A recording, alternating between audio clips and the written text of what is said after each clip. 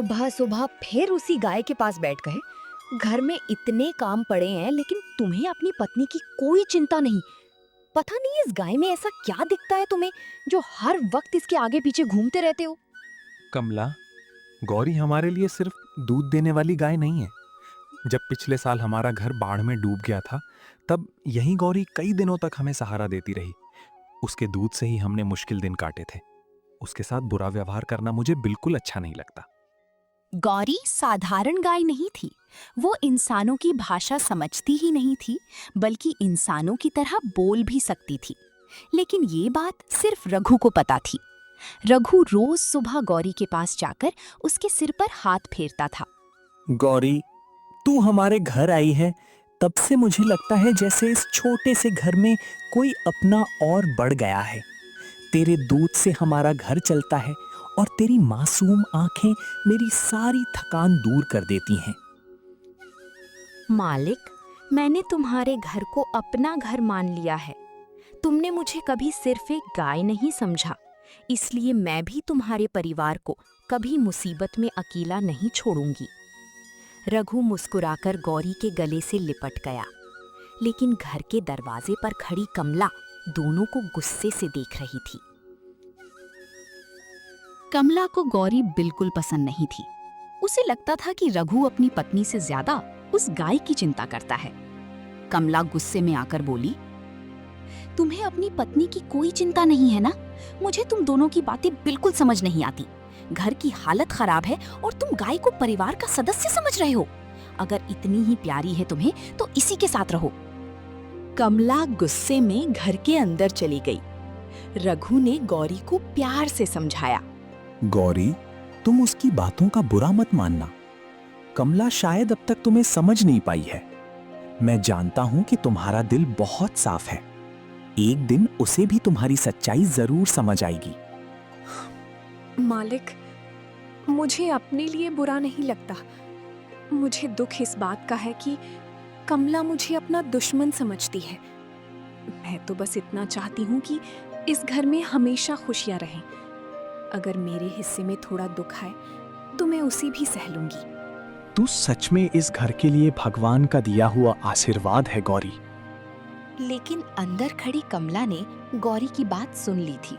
उसका गुस्सा और बढ़ गया। दोपहर होते ही रघु खेत पर चला गया। कमला ने मौका देखकर गौरी को आंगन के एक कोने में बांध दिया।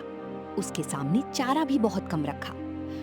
गौरी ने विनम्रता से कहा, कमला, अगर मुझसे कोई गलती हुई है तो मुझे बता दो। मैं तुम्हें नाराज नहीं करना चाहती, लेकिन सुबह से मैंने कुछ नहीं खाया है। थोड़ा सा चारा दे दो ताकि मेरा पेट भर सके। बहुत बोलने लगी है तू। तुझे लगता है कि रघु तेरी तरफ है इसलिए तू मेरे सामने भी अपनी मर्जी चलाएगी। याद रख, इस घर में फैसला मेरा चलता है। आज से तुझे उतना ही मिलेगा जितना मैं चाहूंगी। गौरी ने सिर झुका लिया, लेकिन उसने कमला को कोई जवाब नहीं दिया। शाम को रघु खेत से लौटा। उसने देखा कि गौरी बहुत कमजोर होकर एक कोने में खड़ी थी। वो तुरंत उसके पास पहुंचा। गौरी, क्या हुआ तुम्हें? तुम्हारी आंखें इतनी बुझी हुई क्यों हैं? और ये चारा इतना कम क्यों है? तुमने आज ठीक से खाना भी नहीं खाया क्या? गौरी ने कमला की तरफ देखा और फिर चुप हो गई। रघु समझ गया कि जरूर कुछ हुआ है। गौरी, तुम मुझसे कुछ छिपा रही हो। अगर किसी ने तुम्हें परेशान किया है तो मुझे सच बताओ। मैं तुम्हारा मालिक ही नहीं, तुम्हारा अपना हूं। तुम्हारे साथ कुछ गलत हुआ तो मैं खुद को कभी माफ नहीं कर पाऊंगा। मालिक, मैं तुम्हें दुखी नहीं करना चाहती, इसीलिए जो हुआ उसे भूल जाना ही बेहतर समझती हूँ। बस इतना समझ लो कि आज मेरे पेट से ज्यादा मेरे मन को भूख लगी है। रघु ये सुनकर स्तब्ध रह गया। रघु सीधे कमला के पास गया। कमला, मैंने तुमसे कभी ज्यादा कुछ नहीं मांगा, लेकिन गौरी के साथ ऐसा व्यवहार मत करो। वो बोल नहीं सकती ऐसा समझकर उसके साथ अन्याय करना सही नहीं है। अगर तुम्हें कोई परेशानी है तो मुझसे कहो, लेकिन उस बेजुबान को सजा मत दो। अब तुम मुझे सिखाओगे कि घर में किसके साथ कैसा व्यवहार करना है? तुम्हें अपनी पत्नी की बात से ज्यादा एक गाय की चिंता है। अगर यही हाल रहा तो मैं इस गाय को घर में एक दिन भी नहीं रहने दूंगी। कमला, घर की गरीबी सह सकता हूँ, तुम्हारा गुस्सा भी सह सकता हूँ, लेकिन किसी बेगुनाह पर अत्याचार होते हुए देखकर चुप नहीं रह सकता। रघु की बात सुनकर कमला गुस्से में घर के अंदर चली गई और चूल्हे के पास बैठ गई। उसके मन में बार बार यही बात घूम रही थी कि रघु ने एक गाय के लिए उससे बहस की। कुछ देर बाद रघु भी घर के अंदर आया। आज तुमने उस गाय के लिए मुझसे जिस तरह बात की वो मुझे बिल्कुल अच्छा नहीं लगा। मैं तुम्हारी पत्नी हूँ रघु, सुबह से शाम तक इस घर के लिए काम करती हूँ, फिर भी तुम्हें मेरी मेहनत दिखाई नहीं देती। ऐसी बात नहीं है कमला, मैं तुम्हारी मेहनत की कद्र करता हूँ, लेकिन इसका मतलब ये तो नहीं कि हम गौरी को भूखा रखें। वो हम पर निर्भर है, इसलिए उसकी देखभाल करना भी हमारी जिम्मेदारी है। अगली सुबह रघु खेत जाने के लिए तैयार हो रहा था। जाने से पहले उसने गौरी के सामने भरपूर हरा चारा रखा और पानी की बाल्टी भर दी। फिर उसने प्यार से गौरी की पीठ थपथपाई। गौरी, आज खेत में बहुत काम है, इसलिए लौटने में थोड़ी देर हो सकती है। मैंने तुम्हारे लिए चारा और पानी रख दिया है। आराम से खाना और अपनी सेहत का ध्यान रखना। आप मेरी चिंता मत कीजिए मालिक, खेत का काम अच्छे से कीजिए, मैं यहाँ ठीक रहूंगी। बस आप शाम को थके हुए लौटे तो खाली पेट मत रहना, समय से खाना जरूर खा लेना। रघु मुस्कुराया और खेत की ओर चला गया। कमला दरवाजे के पास खड़ी ये सब देख रही थी। रघु के जाते ही उसके चेहरे के भाव बदल गए। उसने गौरी के सामने रखा हरा चारा देखा। कमला ने चारे की टोकरी उठाई और उसे लेकर जाने लगी। गौरी हैरान रह गई। कमला, ये चारा मालिक मेरे लिए रख कर गए हैं। कल से मैंने ठीक से खाना भी नहीं खाया। अगर तुम सारा चारा ले जाओगी तो मैं दिन भर भूखी रह जाऊंगी। थोड़ा सा मेरे लिए छोड़ दो। कमला पलटकर गौरी को घूरने लगी। रघु ने रख दिया तो क्या हुआ? इतनी आसानी से तुझे पेट भर खाना नहीं मिलेगा। पहले घर के काम में मेरा फायदा कर, फिर मैं सोचूंगी कि तुझे कितना चारा देना है। मैं गाय हूँ कमला, फिर भी जितना काम मुझसे हो सकता है मैं करने को तैयार हूँ। लेकिन मुझे ये तो बताओ कि आखिर मुझसे ऐसी कौन सी गलती हुई है कि तुम मुझे इतना नापसंद करती हो?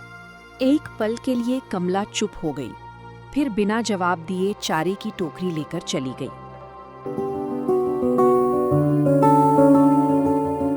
कुछ देर बाद कमला खाली बाल्टी लेकर गौरी के पास आई। उसने बाल्टी नीचे रखी और गौरी को दूहने लगी। थोड़ी देर में बाल्टी में दूध आ गया, लेकिन कमला संतुष्ट नहीं हुई। बस इतना सा दूध? तेरे खाने पे रोज इतना खर्च होता है और बदले में तू इतना कम दूध देती है।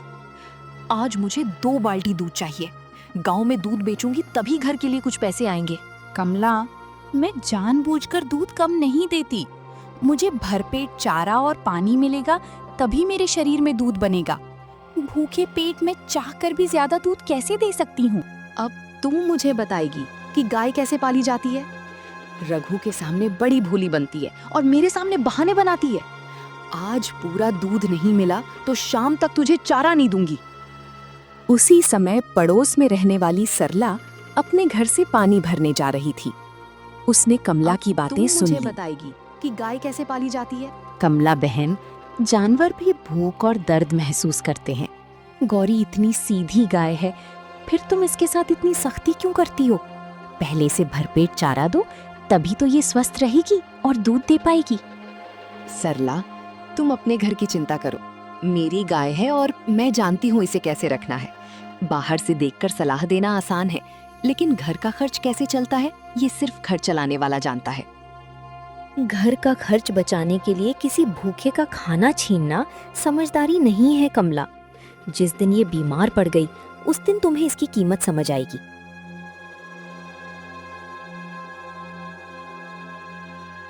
हे भगवान, मुझे भूख सहने की ताकत देना। मैं नहीं चाहती कि मेरी वजह से मालिक और कमला के बीच रोज झगड़ा हो। शायद एक दिन कमला के मन से मेरे लिए ये नाराजगी खत्म हो जाए। तभी कमला बाहर आई। उसके हाथ में सूखा हुआ थोड़ा सा चारा था। उसने चारा को गौरी के सामने डाल दिया। ले, अब ये मत कहना कि मैंने तुझे कुछ खाने को नहीं दिया। यही है आज का खाना। इसे खाना है तो खा, नहीं तो शाम तक ऐसे ही खड़ी रहना। मैं इसे भी खा लूंगी कमला। भूख में सूखा चारा भी भोजन ही होता है। लेकिन एक दिन तुम जरूर समझोगी कि प्यार से दिया गया थोड़ा सा खाना भी किसी के लिए बहुत बड़ी खुशी बन सकता है। कमला उसकी बात सुनकर चली गई। शाम ढलने लगी। रघु थका हुआ खेत से घर लौटा। उसके हाथ में गौरी के लिए ताजी हरी घास का बड़ा गट्ठर था। रघु ने आते ही गौरी के सामने घास रखी। गौरी भूखी थी, इसलिए तुरंत घास खाने लगी। रघु ये देखकर हैरान हुआ। गौरी, इतनी जल्दी जल्दी क्यों खा रही हो? सुबह तो मैं तुम्हारे लिए काफी चारा छोड़कर गया था, वो खत्म हो गया क्या? तुम तो ऐसे खा रही हो जैसे पूरे दिन से भूखी हो। गौरी ने खाना रोक दिया। वो कमला की तरफ देखने लगी। उसे याद था कि कमला और रघु के बीच पहले ही उसकी वजह से झगड़ा हो चुका है। मालिक, आप पूरे दिन खेत में मेहनत करके आए हैं। मेरी छोटी छोटी परेशानियों की चिंता करके अपना मन दुखी मत कीजिए। अब आपने घास दे दी है तो मेरा पेट भर जाएगा। रघु को गौरी की बात पर विश्वास नहीं हुआ, लेकिन उसने उस समय कुछ नहीं कहा। रात में रघु और कमला दोनों बैठे हुए थे। कमला ने सुबह बेचे गए दूध के पैसे रघु के सामने रख दिए। देखो रघु, आज गौरी का दूध बेचकर इतने पैसे मिले हैं। अगर वो रोज थोड़ा और दूध देने लगे तो हमारा घर अच्छे से चल सकता है। मैं चाहती हूँ कि अब से उसका ज्यादा से ज्यादा दूध बाजार में बेचा जाए। पैसे जरूरी हैं कमला, लेकिन गौरी की सेहत से ज्यादा जरूरी नहीं। अगर हमें उससे ज्यादा दूध चाहिए तो पहले उसे अच्छा चारा देना होगा। गाय कोई मशीन नहीं है कि बिना खाए हमें दूध देती रहे। तुम्हें हर बात में उसी गाय की चिंता रहती है। मैं घर की गरीबी दूर करने की सोच रही हूँ और तुम्हें लगता है कि मैं उसकी दुश्मन हूँ। अब मैं तुम्हें दिखाऊंगी कि इसी गाय से घर की आमदनी कैसे बढ़ती है। सुबह सूरज निकलने से पहले ही कमला उठ गई। उसने घर का काम जल्दी जल्दी निपटाया और सीधे गौरी के पास पहुंच गई। गौरी अभी आराम कर रही थी। कमला ने रस्सी खोली और उसे आंगन से बाहर ले जाने लगी। कमला, मुझे इतनी सुबह कहाँ ले जा रही हो? मालिक अभी सो रहे हैं। उन्होंने कहा था कि आज मुझे आराम करने देना, क्योंकि कल मैं काफी कमजोर लग रही थी। आज से तेरी दिनचर्या बदलने वाली है। सिर्फ चारा खाने और दूध देने से काम नहीं चलेगा। मैं चाहती हूँ कि तू मेरे साथ खेत तक चले और वहाँ से घास भी लेकर आए। घर का खर्च बढ़ गया है, इसलिए अब तुझे भी घर के काम में हाथ बटाना होगा। गौरी चुपचाप उसके पीछे चलने लगी। कमला गौरी को गांव के बाहर खेतों की तरफ ले गई। रास्ते में उसे देखकर एक बूढ़े किसान ने पूछा, अरे कमला बेटी, आज गौरी को इतनी सुबह सुबह कहाँ ले जा रही हो? इसे तो थोड़ा आराम भी चाहिए। कल भी मैंने देखा था, ये कुछ कमजोर लग रही थी। काका, आप चिंता मत करो। मेरी गाय बहुत मजबूत है। घर का खर्च चलाना है तो थोड़ा काम तो करना ही पड़ेगा। आखिर इसके खाने पीने का खर्च भी तो हमें ही उठाना पड़ता है। कमला ने खेत के किनारे से घास काटी और उसका बड़ा गट्ठर गौरी की पीठ पर रख दिया। गट्ठर काफी भारी था। गौरी कुछ कदम चली तो उसके पैर लड़खड़ाने लगे। कमला, ये गट्ठर बहुत भारी है। अगर इसे थोड़ा कम कर दो तो मैं आसानी से घर तक ले जा सकती हूँ। मैं काम से भागना नहीं चाहती, लेकिन मेरे शरीर में अभी इतनी ताकत नहीं है। हर काम में परेशानी। थोड़ा वजन उठाने से क्या हो जाएगा? रघु ने तुझे इतना सिर पर चढ़ा रखा है कि तू खुद को घर की मालकिन समझने लगी है। गौरी ने कोई जवाब नहीं दिया। उसने अपनी पूरी ताकत लगाई और धीरे धीरे गट्ठर लेकर चलने लगी। उधर रघु खेत में काम कर रहा था। उसे अचानक दूर से गौरी दिखाई दी। गौरी की पीठ पर भारी घास का गट्ठर था और वो बहुत धीरे चल रही थी। गौरी, ये क्या हो रहा है? मैंने तुम्हें ये इतना भारी गट्ठर उठाने के लिए कब कहा? और कमला, तुम इसे इतनी दूर क्यों लेकर आई हो? तुम्हें पता है ये कल से ठीक से खा भी नहीं रही थी। मैंने क्या गलत किया? घर का खर्च बढ़ रहा है। अगर गौरी थोड़ा काम कर देगी तो इसमें बुराई क्या है? तुम हर बात में इसे बचाने लगते हो। काम करवाने में बुराई नहीं है कमला, लेकिन उसकी हालत देखकर भी उससे जबरदस्ती काम करवाना गलत है। ये हमारी जिम्मेदारी है, हमारी नौकरानी नहीं। मालिक, कमला को इतना मत डांटिए। वो भी घर के लिए ही मेहनत कर रही है। शायद उसे लगता है कि अगर मैं थोड़ा ज्यादा काम करूंगी तो घर में पैसे ज्यादा आएंगे। गलती उसकी नीयत की नहीं, उसके तरीके की है। गौरी, तुम अभी भी उसका पक्ष ले रही हो। उसने तुम्हें भूखा रखा, तुमसे जबरदस्ती काम करवाया, फिर भी तुम उसके लिए बुरा नहीं बोल रही। मालिक, किसी के बुरे व्यवहार के कारण मैं अपना अच्छा स्वभाव क्यों छोड़ दूं? अगर कमला मुझसे नाराज है तो मुझे उसके लिए नफरत नहीं बल्कि दुआ रखनी चाहिए। शायद प्यार से उसका मन बदल जाए। कमला ने पहली बार गौरी की बात बिना गुस्से के सुनी। उसके चेहरे पर थोड़ी देर के लिए पछतावे की झलक दिखाई दी। घर लौटते समय कमला बहुत चुप थी। रघु ने उसकी चुप्पी देखकर पूछा, कमला, तुम आज इतनी परेशान क्यों हो? अगर पैसों की चिंता है तो मुझसे खुलकर बात करो। मैं ज्यादा मेहनत कर लूंगा, लेकिन गौरी को तकलीफ देकर हम अपना घर खुशहाल नहीं बना सकते। रघु, तुम्हें पता नहीं है कि मुझे गरीबी से कितना डर लगता है। बचपन में मैंने अपनी माँ को घर चलाने के लिए बहुत संघर्ष करते देखा था। कई बार हमारे घर में खाने तक के पैसे नहीं होते थे। इसलिए जब मुझे लगता है कि हमारे पास कम पैसे हैं तो मुझे डर लगने लगता है कि कहीं वही दिन वापस ना आ जाएं। कमला, मुझे तुम्हारा डर समझ आता है, लेकिन डर के कारण किसी निर्दोष को तकलीफ देना उसका समाधान नहीं है। हम दोनों मेहनत करेंगे, धीरे धीरे हालात जरूर बदलेंगे। उस रात गौरी ने रघु और कमला की सारी बातें सुनी। वो मन ही मन कुछ तय कर चुकी थी। सुबह उठते ही उसने रघु को आवाज दी, मालिक, मैं आपसे एक बात कहना चाहती हूँ। अगर आप अनुमति दें तो मैं गांव के मंदिर के पास रोज थोड़ा दूध दे सकती हूँ। वहाँ आने वाले लोग मुझसे दूध खरीदेंगे। उससे जो पैसे मिलेंगे वो घर के खर्च में लगा देना। गौरी, तुम अपने शरीर पर इतना बोझ क्यों लेना चाहती हो?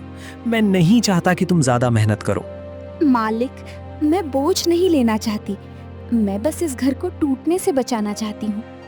आपने मुझे हमेशा परिवार माना है, तो परिवार की मुश्किल घड़ी में मैं भी अपना योगदान देना चाहती हूँ।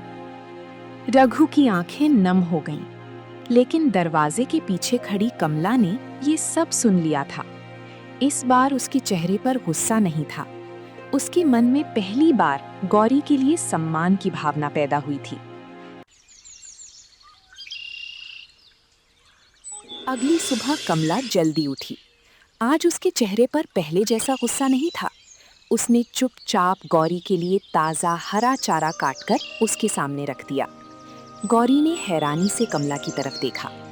कमला, आज तुमने मेरे लिए इतना अच्छा चारा खुद काट कर रखा है। तुम्हें तो मेरे काम करने से भी परेशानी होती थी। आज तुम्हारे मन में क्या बदल गया? मुझे नहीं पता गौरी कि मैं अचानक इतनी अच्छी कैसे बन गई, लेकिन कल तुम्हारी बातें सुनकर पहली बार मुझे लगा कि शायद मैं तुम्हारे साथ बहुत गलत कर रही थी। तुमने कभी मेरा बुरा नहीं चाहा, फिर भी मैं तुम्हें अपना दुश्मन समझती रही।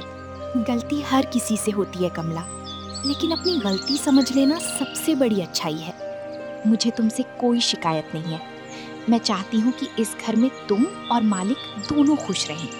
कमला ने उस दिन गौरी को भरपेट चारा और पानी दिया। कुछ समय बाद उसने गौरी को दुहा। आज बाल्टी पहले से ज्यादा दूध से भर गई। कमला आश्चर्य से दूध को देखने लगी।